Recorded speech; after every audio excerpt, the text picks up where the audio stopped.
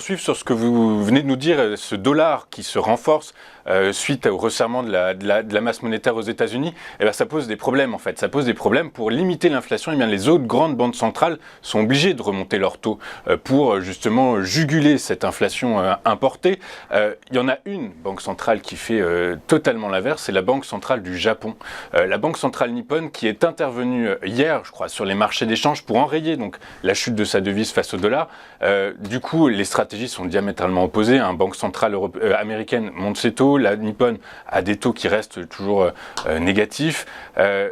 Est-ce que l'intervention de la banque nippone a eu un effet effectif, je dirais, sur la parité dollar-yen, ou finalement la chute de la devise nippone va se poursuivre selon vous? Alors, voilà, la devise, oui, la devise nippone, effectivement, ne fait plus office de valeur refuge de manière conjoncturelle dans cette période. Donc là, on a un graphique en euros versus JPY, mais face au dollar américain, c'est très clair que le yen, entre guillemets, ne fait pas le poids et est très déprécié. Alors, la banque centrale japonaise, elle intervient entre guillemets régulièrement sur le marché. Par contre, généralement, c'était pour déprécier cette devise yen qui avait tendance à s'apprécier un petit peu trop dans le temps. Là, c'est la première fois depuis très longtemps, depuis des décennies, qu'elle intervient à l'inverse, c'est-à-dire pour finalement soutenir son yen.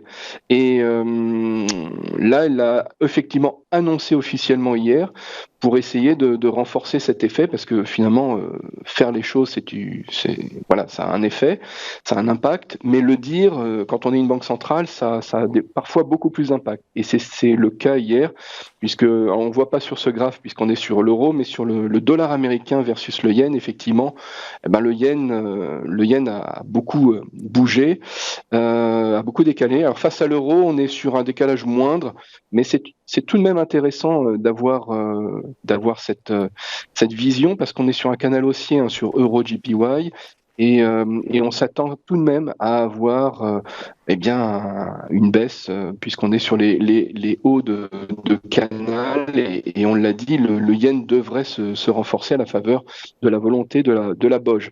Et donc on est à 0,88 pour le point haut, hein, j'arrondis, mais en gros c'est 0,88, et là on devrait redescendre sur du 0,87, voire en dessous, pour face à cette détente. Donc on est sur un market mover, effectivement, du yen qui, face aux autres devises, a tendance à s'apprécier. On pourrait même dire que c'est une devise entre guillemets manipulée. C'est pas la seule, évidemment, mais celle-ci l'est désormais très clairement. Ok, manipulée, mais à très court terme, j'imagine quand même. Hein. Ça va pas l'effet, l'impact de cette stratégie de la Bank of Japan va pas durer dans le temps, j'imagine. C'est très court terme. C'est très court terme. Alors, ça, c'est difficile à dire, parce que tout dépend de la continuité de la force du dollar américain. Donc voilà, la BOJ est plutôt dépendante de ce qui va se passer sur le dollar dans les mois à venir. Voilà, et donc là, à court terme, en tout cas, c'est très clair que c'est une intervention. Et comme ça coûte cher une intervention, le fait d'en parler, ça permet au marché de donner la direction, et donc d'avoir des acteurs qui vont dans votre sens, puisque généralement on ne se met pas à l'encontre d'une banque centrale. Et donc finalement, le fait d'en parler, ça permet d'intervenir de manière efficace sans avoir à trop dépenser. Voilà, c'est une façon de faire que la Bank of Japan utilise désormais. C'est pas la première, hein. La Fed le fait, la BCE le fait, et puis même la banque chinoise le fait au quotidien quasiment.